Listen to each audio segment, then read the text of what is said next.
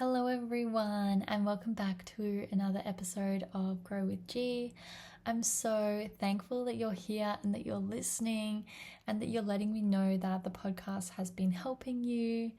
That really brings me so much motivation and inspiration to keep going. And yeah, I'm just so thankful for this community and that you're here. I've been thinking about this a lot recently because last week it was Thanksgiving. And I love this holiday. Like, I definitely don't understand the origin of it, or probably don't, do all the traditional parts of it. But I really think it's an amazing time or reminder to be thankful for things and to appreciate things that you normally don't.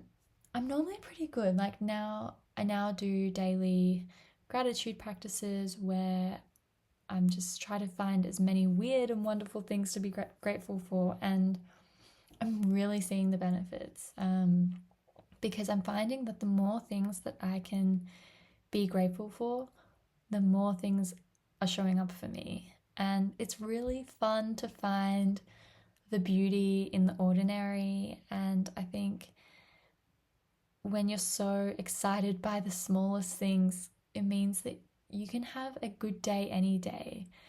You don't have to wait to be happy until you're on vacation in the Bahamas to be happy. You can be happy today by just how nice your coffee tastes, or that the sun is out, or if it's raining that the plants are being watered. Like, there is so many things to be grateful for, and it's a lot more fun to be looking for the good in life. And I promise you, the more you look for the good, there will be so many more good things in your life. Like, I'm seeing it definitely. And yeah, I really do think a lot of us, we get caught up in, oh, like once we have the thing, like once we buy the designer whatever, or once we book that vacation, like that is when we'll be happy. But no, like, you have the power to be happy and grateful today. I really love that about Thanksgiving, that extra attention to what is important to you, what you're thankful for. And I really want to continue celebrating this throughout my life because I just feel like it's such a fun and good holiday. Last week I had a Friendsgiving picnic and it was so beautiful. And yeah, I'm just really thankful for a lot of things in my life right now. And I'm just trying to go that extra mile to be appreciative of things. So yeah, whether that's a daily gratitude list or just thinking about it, like, that's helpful too. Like, you can definitely start doing that. So if you didn't reflect over the Thanksgiving period, maybe after this episode, have a think about what you're grateful for and who you can tell that you're grateful for them as well, because sharing love is just feels so good. And the more I learn about doing that, the better I feel. It's a really big concept in Buddhism that I've been learning about, and it's all about loving all beings. And like, gosh, that is so hard when you're stuck in traffic and somebody cuts you off or somebody's rude to you. But there's this really big premise in Buddhism that we should love all beings. And even when I have negative thoughts or I'm criticizing people, it helps me snap out of that. And when you show more love, you feel more love, because what you give out, you get back as well, which is really cool. And it's really fun to love people instead of hate people. And often the things that you criticize others for or judge others for are things that you actually deny in yourself. So when you love others more, you love yourself more. And I think that is so cool. And I'm really seeing the benefits of switching to that mindset instead of that negative mindset where we're judging people. And that was totally out of self-protection from centuries ago, when we needed to belong to a group to survive, and we didn't want to be exiled out of the group, so we were always overthinking and making sure what we did was socially acceptable and all of that. But now I want to focus on the good. I don't want to sit there in the negativity. And I really love that about Buddhism. That's a very big focus, is like you could experience bliss permanently. Like that could be your permanent state of mind, which from what I understand is enlightenment. And it's funny because I didn't actually start Buddhism to become enlightened. I just really resonated with some of the teachings I was seeing of it. So I was just sort of learning about that. And yes, I want to reduce suffering in my life. But the more I learn about Buddhism and enlightenment, I actually think it's possible. I actually think with enough dedication and learning, we can get to enlightenment. So yeah, I don't know much about Buddhism yet. I'm still very, very much at the beginning. So I'll just share what I'm learning as I'm going. But yeah, even like one of my friends, he is studying to become a meditation teacher there's this charity that runs the trainings called 3 Jewels in New York. So let me know if you're interested to learn more about that. But I've been doing free meditations with them.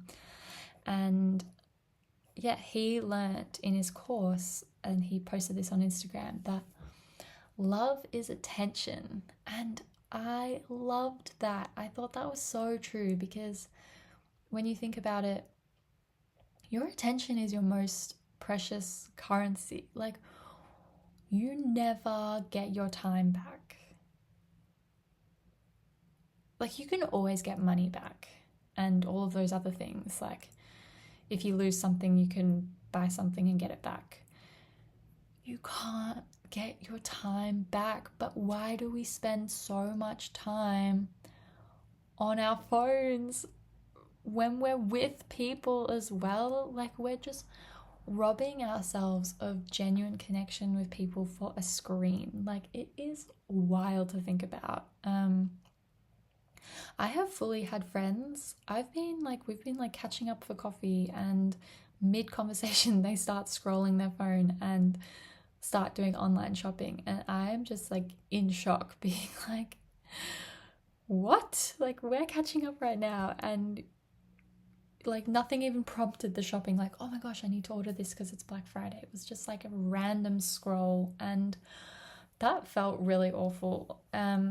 So I really resonated with my friend saying that attention is love, and I've really been making a more conscious effort lately to show more attention to the people that I love, instead of choosing the TV or choosing my phone. Really choosing genuine connection with people and showing them the love. And that also, I think it ties into what I want to talk about today, which is emotional maturity, because I think emotionally immature people don't have the current capacity to show interest sometimes. Like, I know that I used to be pretty self-centered and self-interested, and I didn't used to always ask people a lot of follow-up questions about their life or really pay attention. Like, whereas I've really started to ask more questions, to share more comments on things people have been sharing, instead of giving blunt responses or no responses. I have been guilty of that for sure. And I think another reason why I want to talk about this today is because I really think there's the capacity to change from being emotionally immature to being emotionally mature. And I just want to share what I've learnt with you all, because, you know, if I help one person, that's great. And this platform is even just for me to share what I've been learning and keep myself accountable for everything as well. Because like, if you knew me in high school, like, I was very emotionally reactive. And I've really come a long way, and I've even come a long way from last year, because recently I've been thinking about something that happened last year, and I'm actually really embarrassed of how I acted. And when I look back on it, I think it's because I didn't possess the right communication skills. And I think to be emotionally mature, we need to be able to communicate what we need or expect from other people, because quite often when we don't communicate what we need or expect, we get let down, and then we can lash out, and it's not fair on the other person because they didn't know what you wanted, needed, or expected. So I think that's been one of the most transformative things for me, is improving my communication skills. And it's a journey. Like, you don't just decide to improve your communication skills. Like, that takes a lot of work. It takes a lot of self-regulation too, and realizing you need to be accountable for your own emotions, for processing them, and for communicating them. And if you don't even know what you're feeling, like, how do you communicate that to people? So I'd say this year I've really been trying to get more in touch with my emotions, and I would love to do another episode on like specific emotions, but I don't have the learnings yet to share that. But I think on a general sense, I've been trying to pay more attention to the emotions and communicate those in a healthy way, instead of ignoring them, and then lashing out. So I think that's been a real big game changer. So I guess an actionable step for you if you're listening is really consider, are you in touch with your emotions? Like, do you understand what you're feeling? Because there are emotions that mask other emotions. Like, anger can mask hurt. So we need to be able to see what that secondary, or like the difference between those emotions, so we can learn, and so we can realize how to move forward with other people, so that you can address the root cause.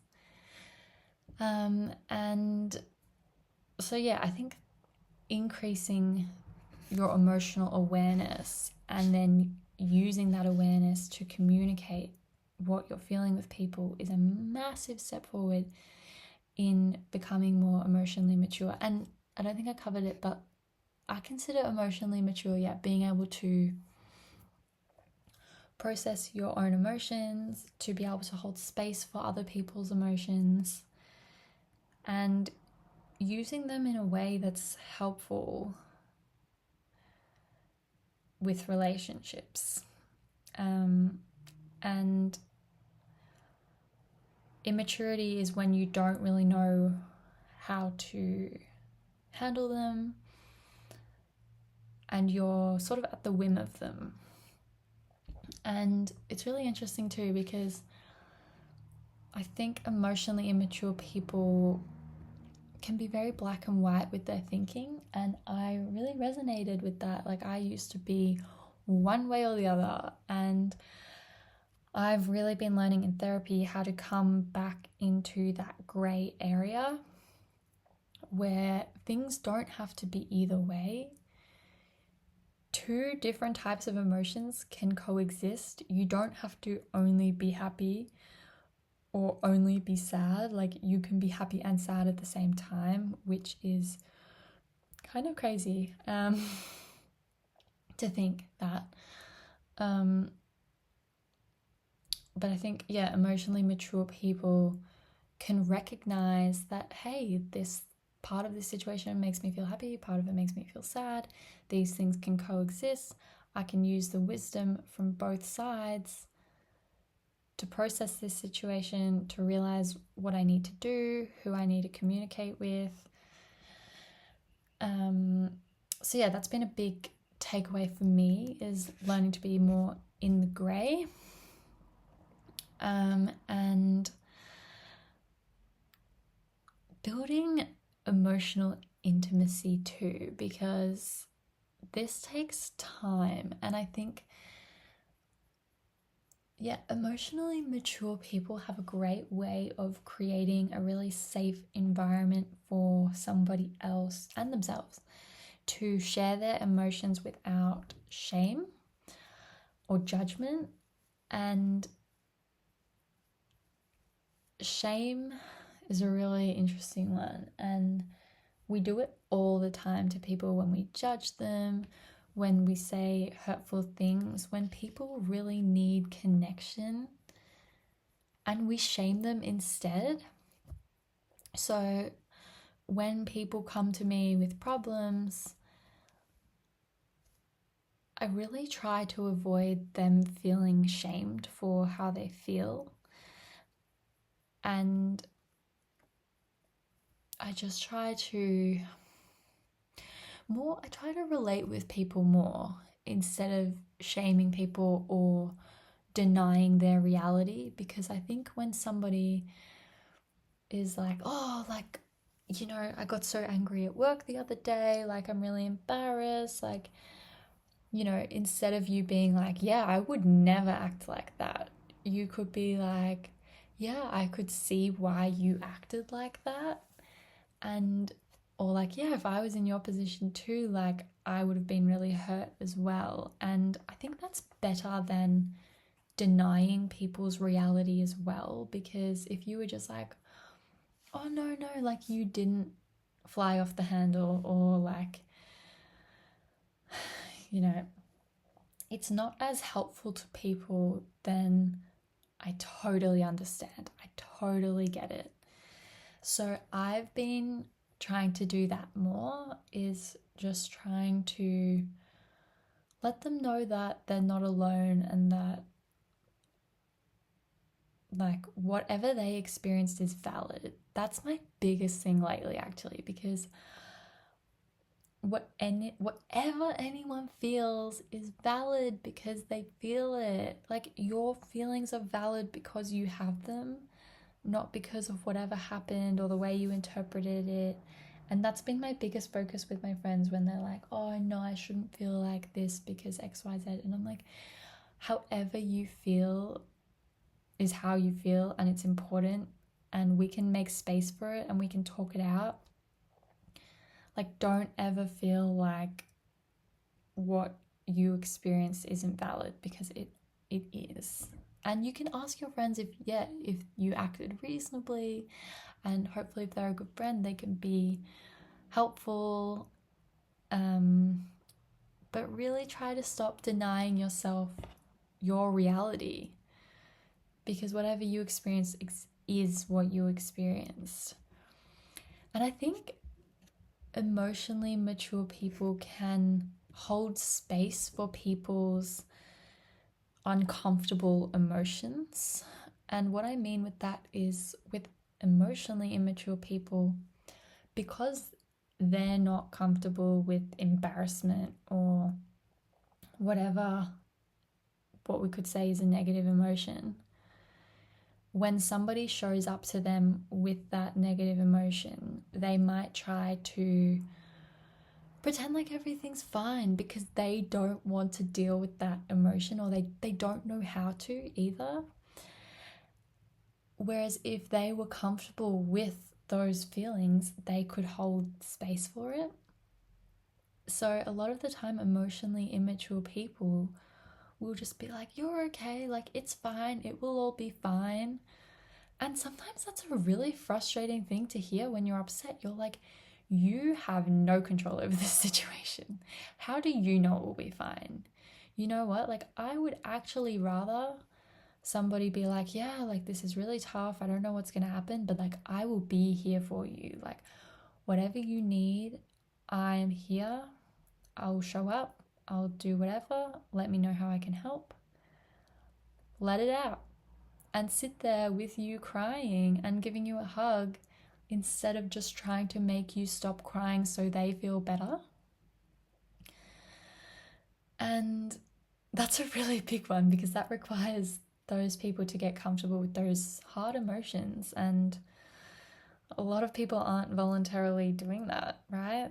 So yeah, even if somebody's comforting you, being like, it's okay, like, don't worry about it. Like, no, you're entitled to have your emotional response. So try to find people who will allow you to have difficult emotions and sit with you there. And if you're the emotionally immature person and you don't know what to say to a friend who's going through something, I think you can also say that to them. I think you can say, look, this is a really hard situation. Like, I don't really know what to say to you, or like, I don't know how I should act or what I should do. Please let me know if there is something I can help you with, or please let me know what you need. And that gives people that flags to people that you're here, you're willing. You just don't know. And a lot of us don't know the right things to do or say a lot of the time. But I think friendship is just about showing up and showing you care, even if you're not always, saying the exact right thing.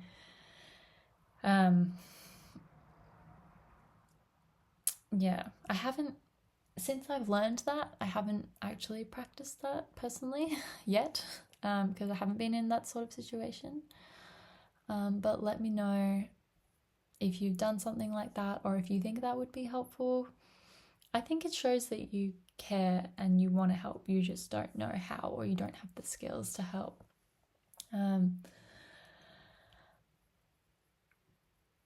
So yeah, I think that's like all I was going to say on this topic for now. Yeah, I think I'm going to leave it there. So let me know, what end of the spectrum are you on? Like, do you think you are emotionally mature, emotionally immature? What are your areas you want to work on? Is there anything I can research for you and talk about on the podcast? I've recently been researching resilience because somebody asked for an episode on that, and also manifesting. So it just takes some time for me to go through all of the content and learn everything for you all. But yeah, I really love producing content that you find interesting. So please let me know if there's anything even unrelated to this that you want me to cover. I really love researching new things, and it's good because there's things that I find interesting, but I also want to know what you find interesting. So yeah, let me know what you thought of this episode. And yeah, I hope you have a great day or a great night wherever you are in the world, whatever you're doing while listening to this. Thank you for listening. Thank you for being here, all of your support and your love. I'm sending you so much love and abundance and luck and health, peace, safety. Sending you all of the good vibes. Okay, love you. Goodbye.